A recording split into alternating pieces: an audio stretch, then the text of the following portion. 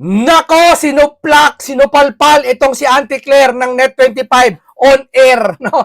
Ang daming palusot, no? Kesyo daw yung taong bayan pinatutunog nila na may kagagawan daw ng parang baha, no? Wala naman silang rektang sinabi may kagagawan. Isa sa mga dahilan ng pagbaha yung basura, pinagpipilitan nila mas matunog ang pagkakalat ng basura ng taong bayan kaysa yung nangyaring ghost project. Banggitin nyo. Di ba sabi nyo, hindi naman sa inyo ghost project? Sabi nyo, kay Digong ang ghost project? Eh di banggitin nyo, kaya binabaha kasi may ghost project.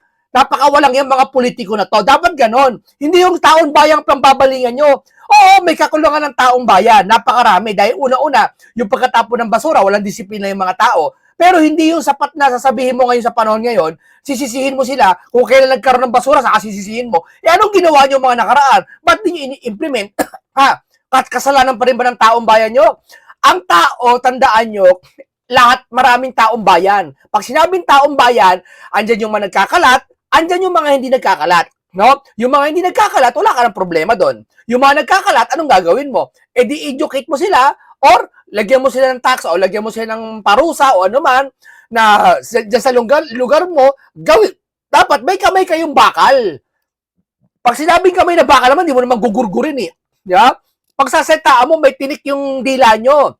Di ba?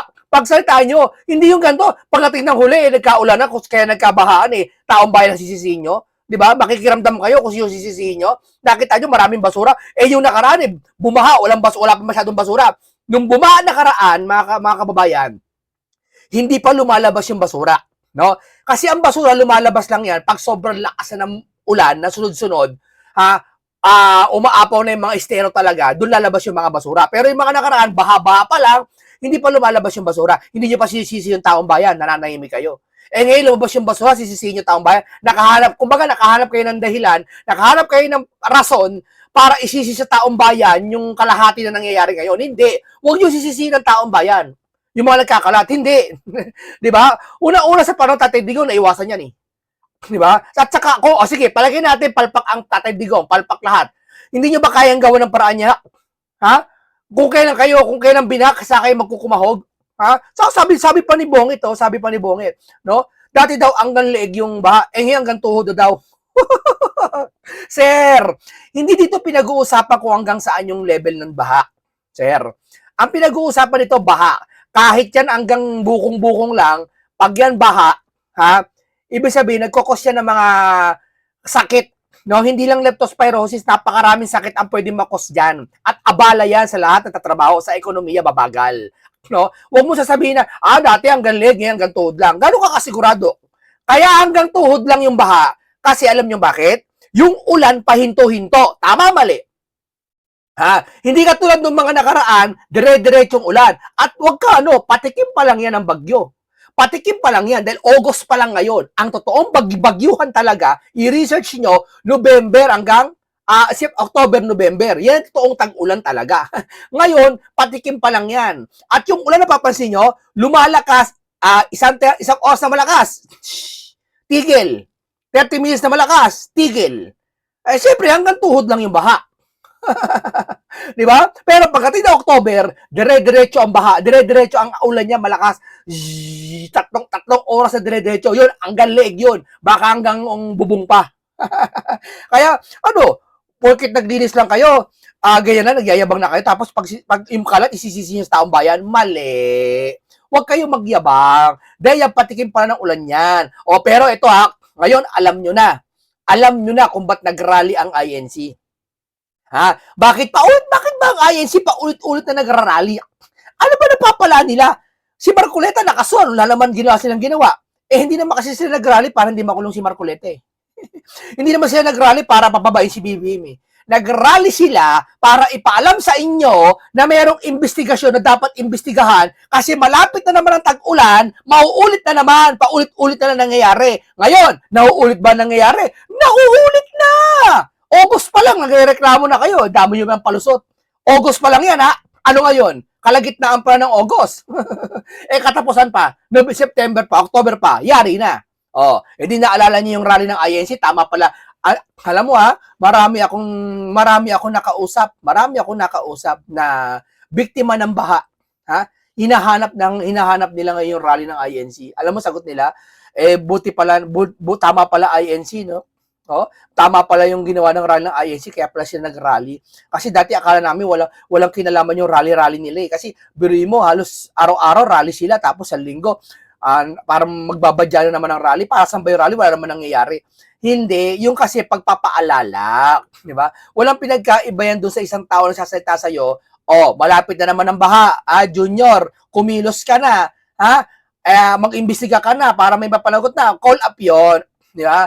Kaso wala, binabaliwala nyo eh. Akala nyo okay na kasi wala naman tag-ulan eh. Ngayon tag-ulan na, tag-tubig na. Ngayon, naiintindihan nyo na kung ba't nag-rally ang INC. Tama, sabi ng iba, nakausap ko, tama pala ginawa ng INC. Ngayon, alam na nila kung bakit nag-rally ang INC. Di ba? Kinilalait-lait pa ng mga vlogger. Saan yung mga vlogger ngayon? Natulong ba?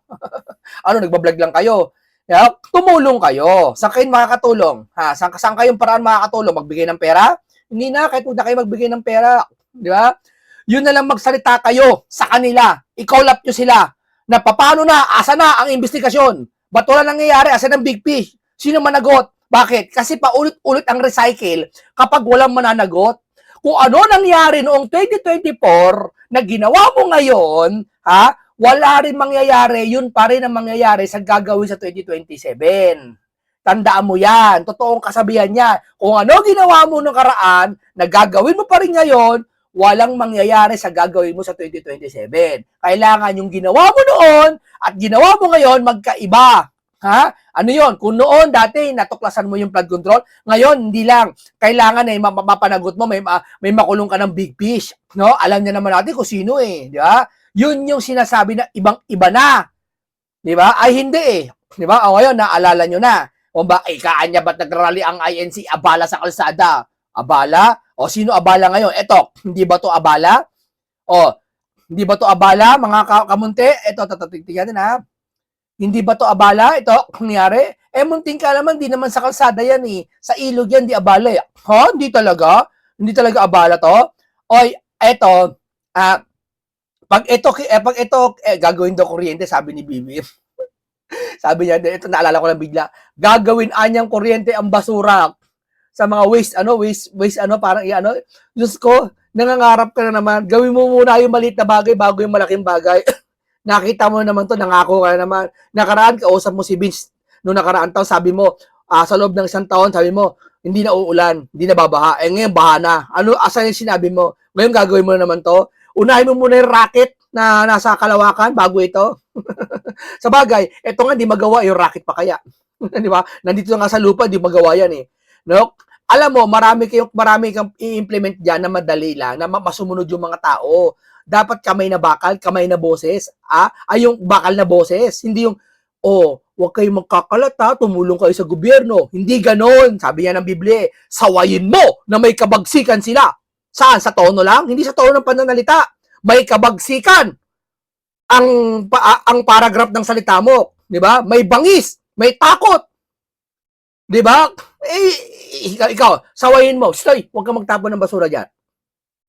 Hindi ba? Nagtapon pa rin kinabukasan kasi sinaway mo lang eh. Subukan mo sa susunod ulit. Hoy, huwag ka magtapon ng basura dyan. Ba, nagtapon ulit? Kasi yun lang sinasabi mo eh. Subukan mo, medyo bigat-bigat mo yung sasabihin mo. Pag nagtapon ka pa sa susunod ng basura dyan, pagmumultahin kita. Kakamerahan kita.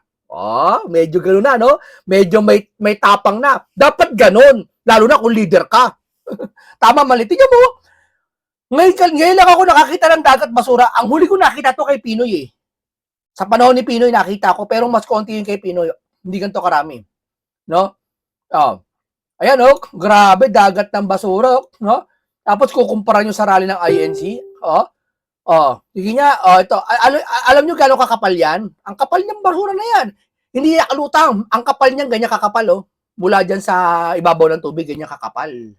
Ibig sabihin, napakaraming basura. At ito, ang nagpapakitang basura pa lang, wala pang 1/4.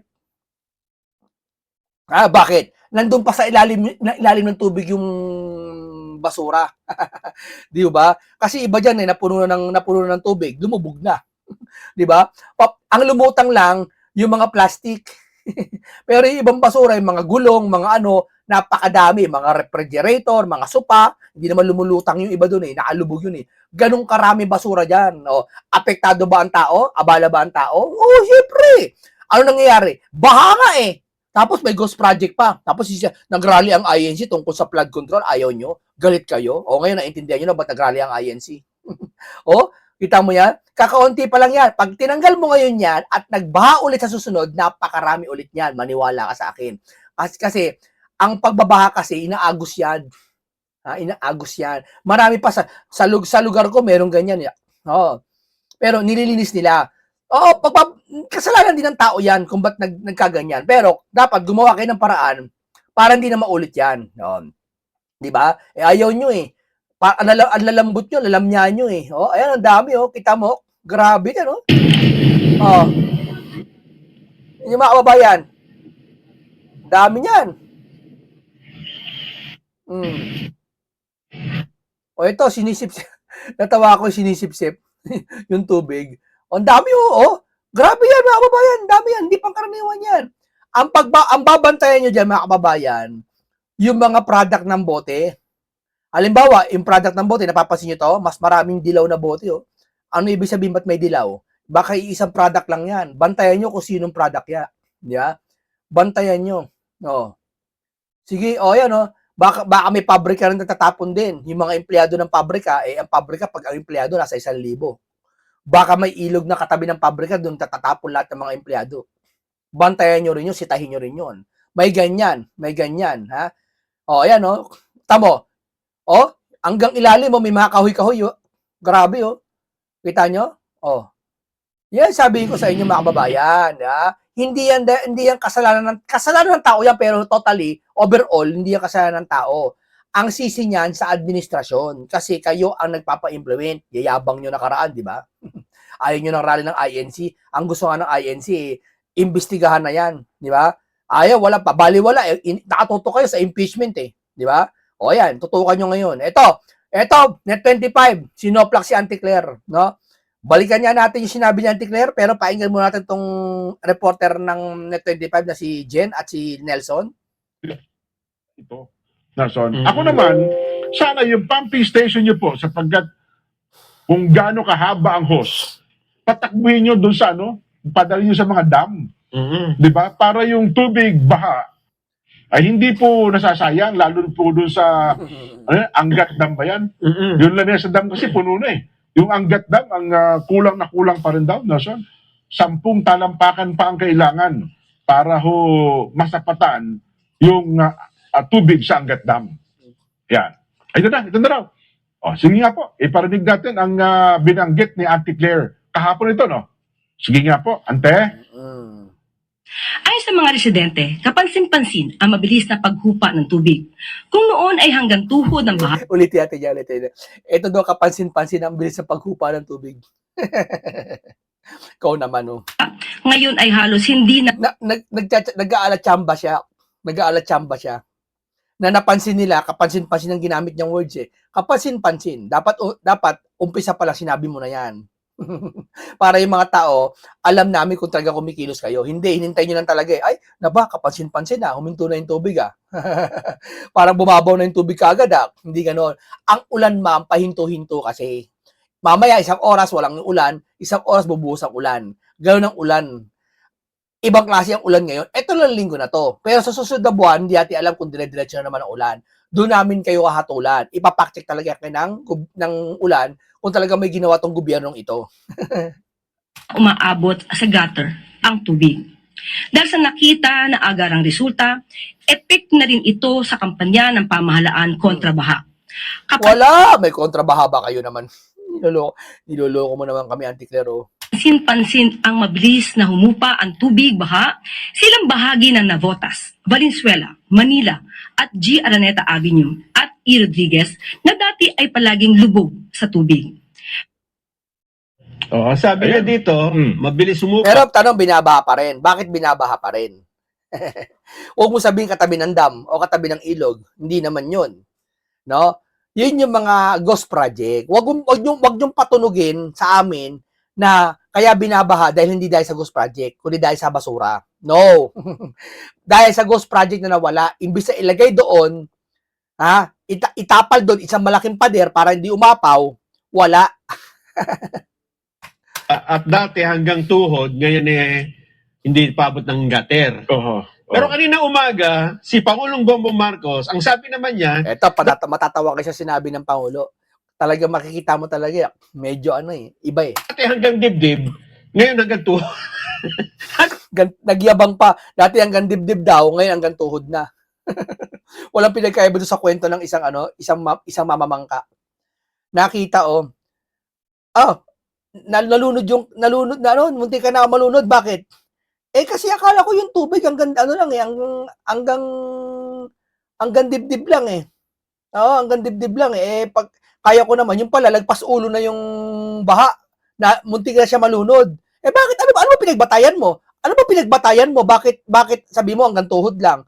Yung baha hanggang dibdib lang? Kasi nakita ko yung pato tumawid. Hanggang dito lang ng pato. Parang ganun eh. Parang ganito to. Panoorin niya. Pakinggan nyo. Tuhod na lang.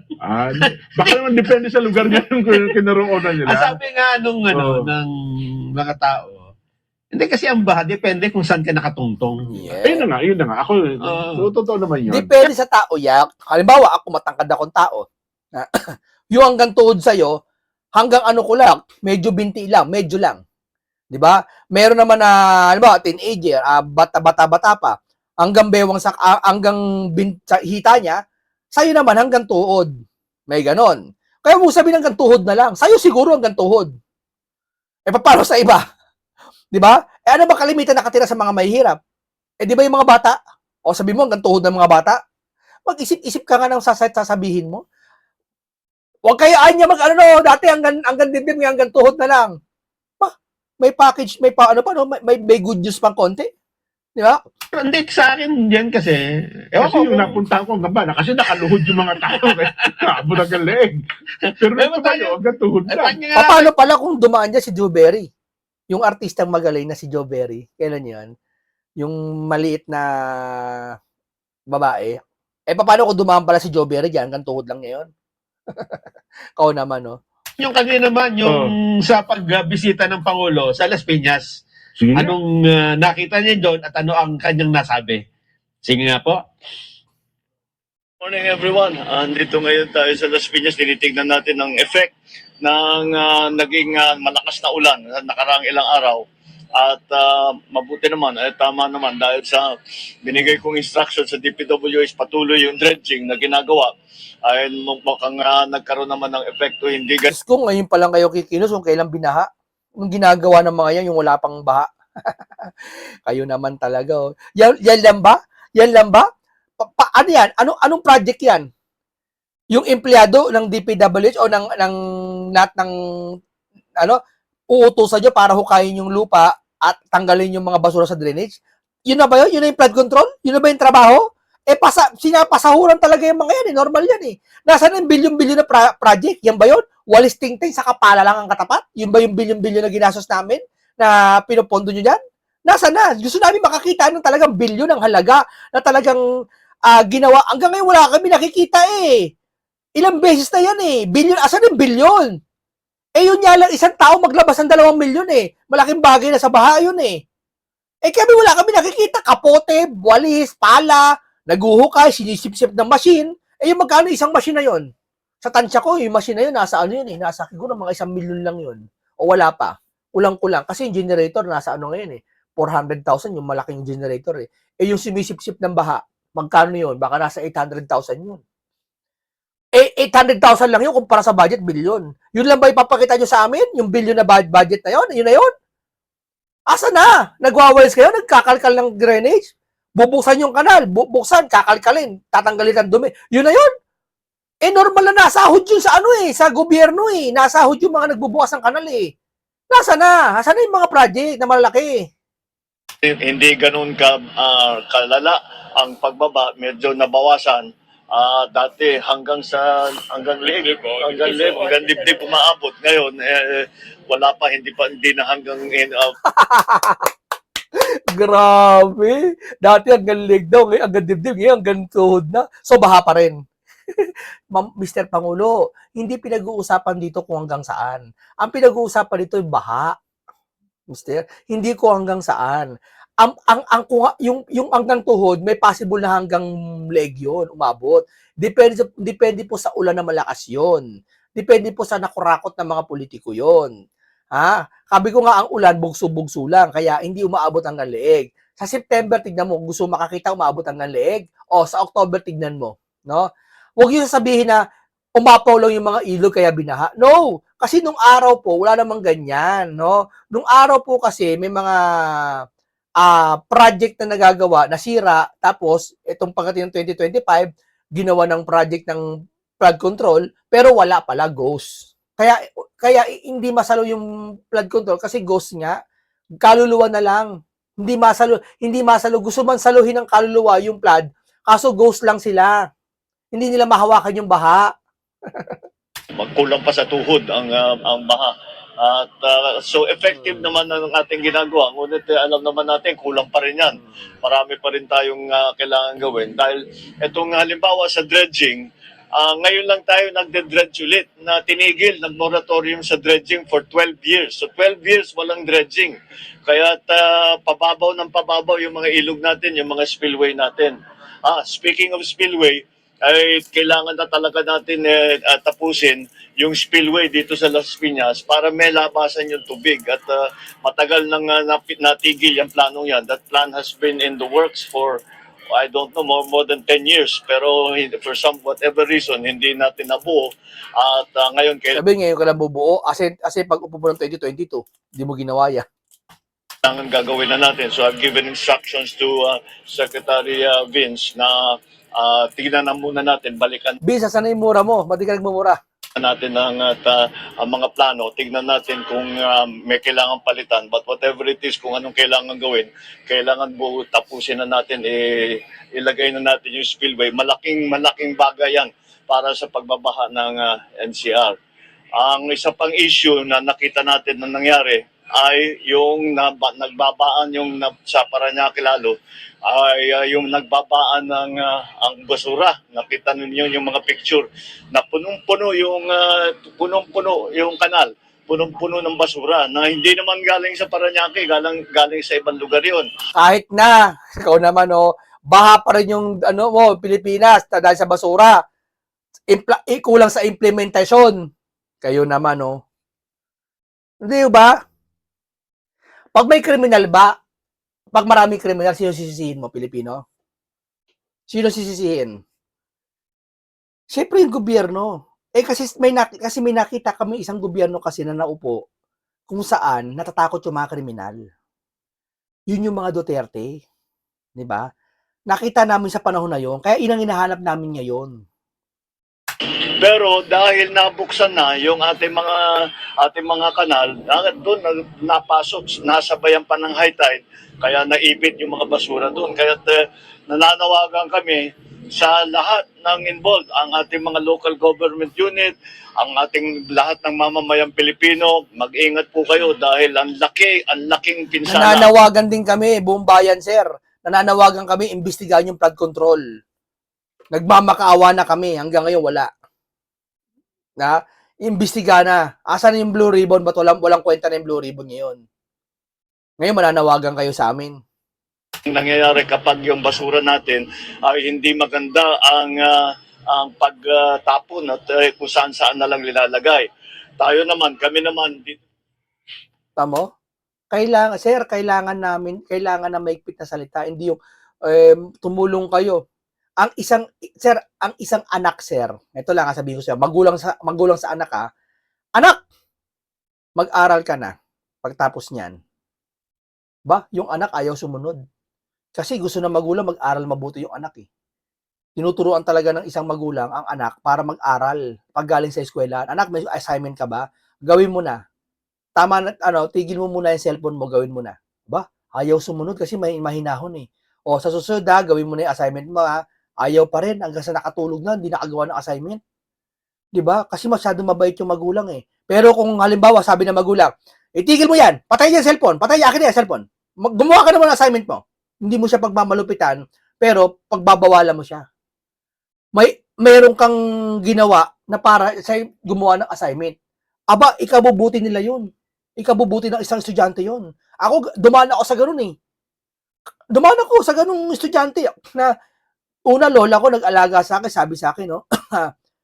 Anak tawag sa akin eh.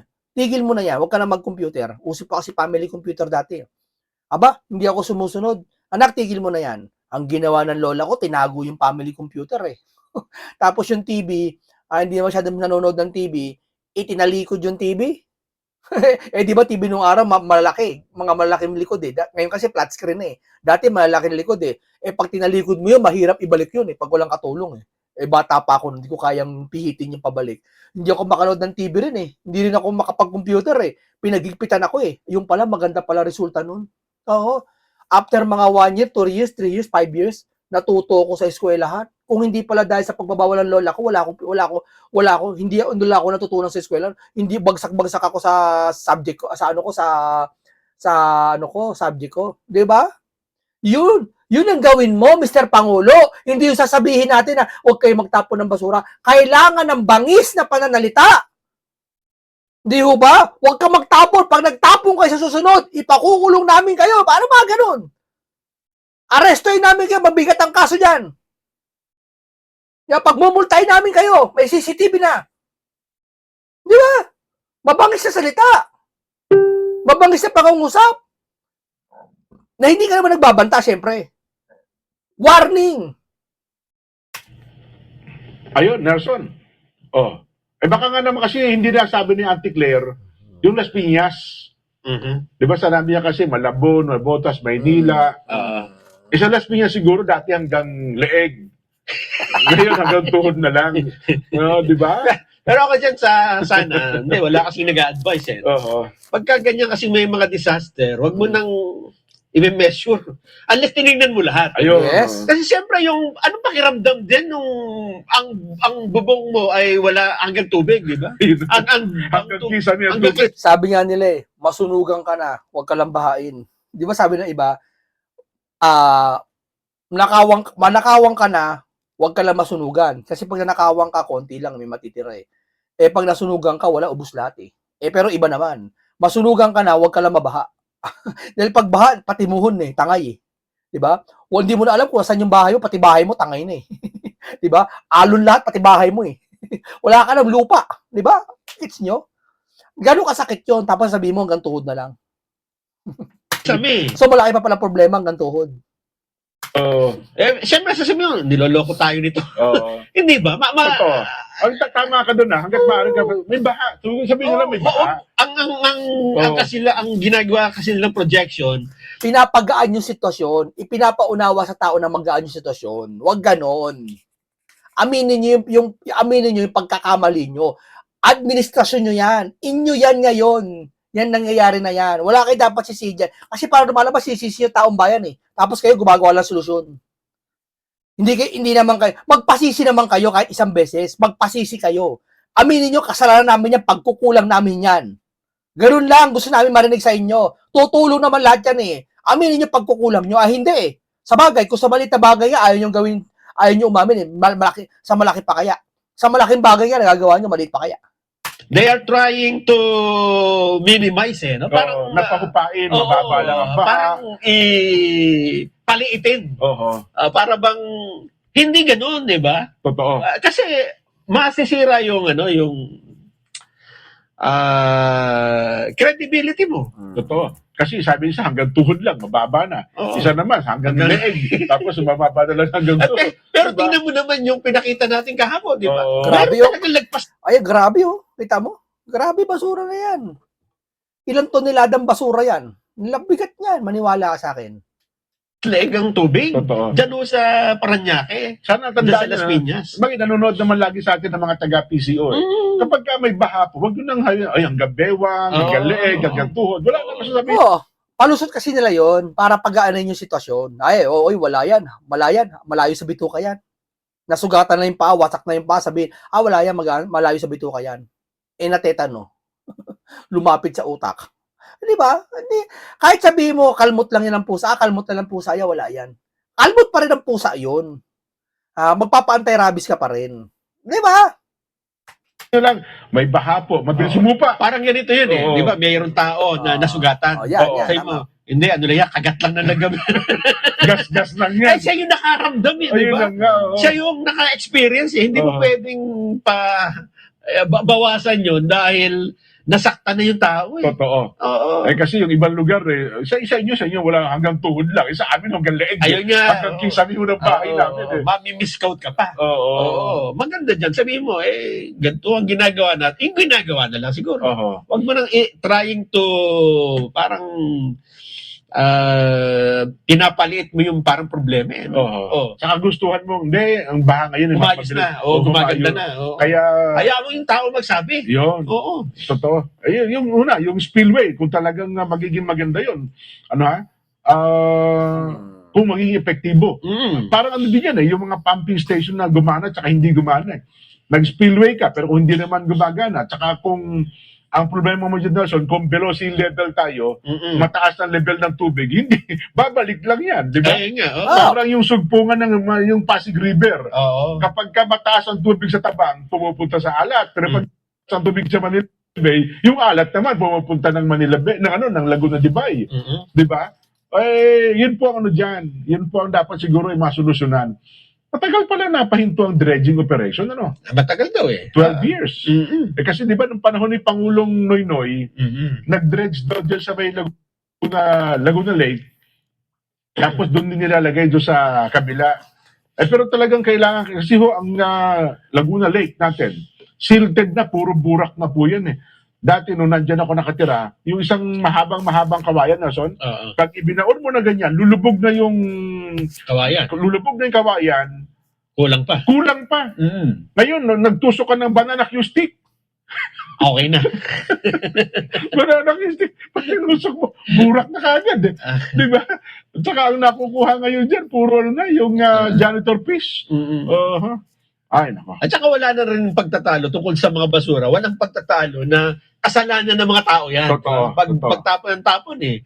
Pero malaki rin ang pananagutan ng gobyerno na iayos mo yung tao. Yes. Di ba? Disiplinahin mo talaga. Halimbawa, sa kalsada, wala kang nilagay na traffic rules. Isang beses tumawid ako, na-jaywalking ako noong araw, panahon ng na-jaywalking ako. Naklantete, hindi ko alam kung saan tatawid eh. Kasi dati, di ba dati, mas nilalagay nila yung no jaywalking kaysa kung saan yung dapat tawiran. Mas nilalagay nila yung bawal tumawid kaysa doon sa tamang tawiran. Di ba? Kahit sino ba, ano sila tatawid? Ituro mo. Tapos ipanagkamali ako, sisisi mo sa amin.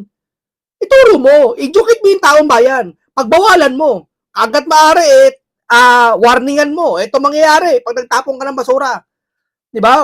Hindi, maggaan dyan araw-araw. Salin bayan yan. Ituro sa lahat sa DepEd, kausapin ang sekretary ng DepEd at yung mga DepEd, kausapin lahat ng guro. Sabihin sa lahat ng estudyante, lahat, mapa-college hanggang high school, sabihin, nag-implement kami. Pag nagtapon ng basura, may makita nagtapon ng basura, pag mumultahin kayo. Kahit una pala, estudyante, matatakot na eh. Teka muna, baong ko na yun. 1.5 sa isang linggo. Papagmultahin mo ko ng 1.5. Huwag 500. 1.5 kagad. Hanggat maaari, 3,000 kagad eh, pag nahuli. Para walang gawin eh. Yung ba hindi ba maganda? Yung maganda yun. Kung 500 lang multa eh. Pa nagtapon ako baliwala eh. Halimbawa, medyo mayaman, maganda trabaho ng tao. Nagtapon siya ng basura. Ikaan niya 500 pesos. Ito 500 pesos. Bahala kayo. Di ba? Ulitin niya yun dahil sa pride niya. Kung pagmultahin mo mga 3.5, 4.5, isang tapon ng basura pag nahuli. Ewan ko kung pangalawang offense 8 na. Pangatlong offense 20,000 na. Kung hindi, kulong. Ewan ko hindi magtanda. Sabihin sa lahat ng estudyante sa eskwelahan. Tapos kausapin lahat ng dole. Tama, dole? Bago mag-apply ng trabaho, kausapin ng management ng opisina. Walang magtatapon ng basura. May dambe. Ang mahuli, magbumulta. Ipa-spread mo. Sa loob ng isang buwan, malalaman ng buong Pilipinas, bawal magtapon ng basura. Ako nga, vlogger, naisip ko yun eh. Ba't kayo hindi nyo naisip yun? Kayo yung binabayaran milyon-milyon niya, pasahod namin kayo eh. Hindi nyo naisip yun. Ako naisip ko yun. Ipatawag ang DOLE, lahat ng tatrabaho sa opisyal, ipatawag lahat ng LGU, lahat ng tatrabaho sa City Hall, ipatawag lahat ng DepEd, sekretary, mga DepEd Education, ipatawag lahat ng guro, i-meeting lahat, sabihin lahat ng mga tatapon ng basura mga estudyante, mahuli, magmumultahin, ibabagsak, hindi papasa. O, pwedeng ganun. Kulang unit mo. Hindi ka pipirmahan yung clearance mo. Bakit? Nakita ka nagtapon ng basura. Kailangan magmulta ka, magbayad ka. Dapat ganun. Tama, mali. Wala ka na bang ginawang rule sa pagtatapon ng basura? Yan na nga. Di ba? Meron ka bang ginawa para yung mga tao magtapon sa dito, iniisip mo lang, hindi na magtatapon yung mga yan? Oh. Oo. Ay, ano ba sabi ni Auntie Claire tungkol sa basura? Oo, nagalit eh. Sige nga. Ante. Ang nais din po ng Pangulo, noon pa naman natin ito pinapaalala, pero yung tumabad sa ating mga mata na dagat ng basura. Ulitin natin to. Pakinggan ulit natin para inisin natin yung mga tao. Huwag kayong magalap. Iinisin namin ngayon konti. Papanig ulit namin sa ito. Parang may lumalangoy, parang may gustong lumangoy sa dagat ng basura. Sabi ni Kiko Barsaga, yung pink lawan daw. Yun ang gusto lumangoy. Hindi ito ang nais natin. Nais natin ay magkaroon ng maayos na daluyan ng tubig, kaya kailangan itong ayusin ng ating pamahalaan, ng mga opisyal natin. Pero ang nais din po nating lahat, ang nais ng Pangulo, lahat po tayo ay magtulong-tulungan. Hindi po kakayanin ng gobyerno na magtrabaho, pero ating mga kababayan ay pabaya ng pabaya. Hindi, kayo pabaya ng pabaya. Paalalanan niyo yung tao. Hindi ang taong bayad, hindi naman lahat matatalino eh. Hindi naman lahat sumusunod eh. Para sumunod, maghigpit kayo. Sa inyo magmumula yan. Tapos magtuturo kung sino ang may kasalanan. Nako, Lahat po tayo dito ay dapat kumilos. Hindi pwedeng nagkukuya-kuya-kuy lang tayo kayo lagi. nagkukuyakoy. Ayun. Ang ganda pa naman ng damit ni Auntie Claire, parang gawa sa water lily. Water lily. Di ba yun yung project ni Senadora dati, Cynthia Villar, di ba? Ganun ba? Recycling ng water lily. Kaya pala wala si Manny Villar, ano? Oo nga, no? Yun, Lumalangoy ngayon. Oo. Talaga naman. Di ba yung dati yung Senadora Cynthia Villar, yung bag, yung damit, yung mga design ng mga Miss Universe, di ba? Miss Earth. Sila ang gumagawa sa water lily yun, Nelson eh. Oo. Dito tama kaya pala binabanggit ni Auntie Claire yung pangangalaga ng kapaligiran. Water lily, yung kanyang, ang ganda. Okay. Pero yan, tinan mo, napansin natin, di ba? So, Nanawagan siya sa mga kababayan natin na ayusin yung pagtatapon ng basura. Do Oo. your part, di ba? Pero Eh, malaki din doon talaga ang part dito ng gobyerno. sabi nga ni Secretary Dizon kaya, meron na tayong garbage crisis. Oo. Totoo. Parang panahon pa ng FBR ata, Nelson, dineclare niya garbage crisis eh. Oo. Nagkaroon pa nga tayo ng garbage summit eh. Madami Diba? Marami na tayong garbage summit. Puro sa garbage can ng Oo. dating ng mga project. Hanggang ngayon, di po masolusyonan yung garbage na yan eh. Kinabing kayo ng example, Jen, ha? Kung bakit ang management ng basura at talagang dyan ay gobyerno dapat muna. Hindi tao ang mauuna dyan eh. Kasi pagka umasa ka sa tao, talagang kung saan sa magtatapon Ay, yan. totoo naman. Halimbawa, yung pong paggamit lang ng illegal na droga. Oh. May batas tayo, bawal yan, di ba? Ay, oo naman. Illegal drugs eh. Nakakulong ka dyan habang buhay. Pero kung hindi kamay na baka lang paiiralin mo, hindi ka mahigpit, ang daming adik, di ba? Oo nga. Ang daming adik. Totoo yun. Nagkalat sa daan. Ngayon, dami na naman daw. Totoo yun. Di ba? Ano ba? Ibig sabihin ba, pag may adik kasalanan ng Pilipino yon? May takot kang gagawin para hindi sila mag-addict. Yung ginawa ni Pangulong Duterte. Kaso din yung magagawa yun. Gumawa kayo ng sarili nyong versyon. Yeah. Addiction. Hinigpitan mo yan, Oh. hindi ka na halos makakakita. Kung gagamitin mo, i-apply mo sa garbage management, sa pagtatapon ng basura, kung hindi mo hihigpitan ang pagbabawal sa pagtatapon doon sa mga bawal na tapunan, Oo. at hindi mo ipapatupad yung mga recycling project, napaka-kukuya-kuya-kuy ka lang, yan o talaga resulta niya. Di ba? Kaya nga tayo nananawagan kay bagong DNR Secretary Mitch Cuna eh. Ayun pa. Secretary Mitch, ako naniniwala naman, kayang-kaya yung alam na yung trabaho niya. Problema, parang mula ata nang maupos Secretary Mitch Cuna sa DNR, hindi ata lumabas sa media. Baka Para kukuya. Kasi sabihin. yung sinasabi ni Auntie Claire, nakukuya-kuya ko. Ganun, no? Oo. Para ako again, naniniwala. Director pa lang yan ng EMB, pangkaraniwang empleyado ng DNR. Kilala ko na yan eh. Mm-mm. Ano ha? At alam niya, trabaho niya sa DNR. At saka totoo niyan, diyan, nung pumunta ang Pangulo doon sa ilog na may mga basura, Oo.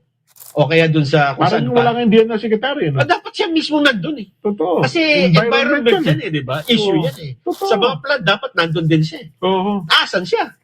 Eh, parang yun nga, no? Secretary Ano sabi niya, Ate Mitch Kuna. Kukuya-kuya. Kayo pa yung pinaparinggan niya yan, no? Secretary Mitch, ano? Oh. Kasi totoo lang po, mula nung maupo kayo sa DNR, mataas pong pakilala natin dyan. Hindi sa minamaliit natin. Parang kulang po kayo ng tika, sir. Magpakitang gilas. Oo, kulang talaga. Sino may kasalanan? Yung bang isang sekretary? Yung presidente ang kailangan ng boses. Kailangan niya magsalita. Ang dami yung trabaho sa DNR. Ito ho, ngayon naglalabasan ng problema natin. Oo. Pero kayo, sabi ni Auntie Claire, ewan ko lang kung kayo pinariringgan doon. Hindi ako, kuya-kuya ko eh. Oo nga eh. Oo nga, papito-pito siguro Papito-pito. Ganon. Mm-hmm. Baka may allergy. Ayaw siguro mabasa. Hindi kaya ganon. Nako po. Ayun. Yan pa naman yun. Takot ma-leptospirosis siguro. Konting gilas po, Secretary Mitch, DNR. Oo. Mga tauhan ng DNR, sir. Trabaho niyo yan eh. Oo. Yung may basura, di ba? Tapos Ayun. ilog. Nako po. Oo. Okay, maraming salamat sa Net25, no? Talagang kayo ay transparent talaga. Totoo talaga. Binabalita lahat at talaga medyo pinapahagi niyan. Kino-call up, no? Kagalit niyo na naman yan. Magalit na naman kayo. Kino-call up kayo. Huwag kayo tingnan niyo ngayon, tama rally ng INC. Kung nakinig lang kayo, nakisama lang kayo, di ba? Wala sanang ganito nangyayari. Ayaw nyo eh. Wala tayong magagawa kasi may pitatakpan sila. Wala tayong magagawa. Kung totoo yung maleta, pitatakpan nila, wala tayong magagawa. No? Okay, isang magandang pangungusap na naman ang aking binahagi. Isang komentaryo makabuluhan. Lesson learned. Marami kayong tututunan. Ingat lagi. Paalam po sa inyong lahat.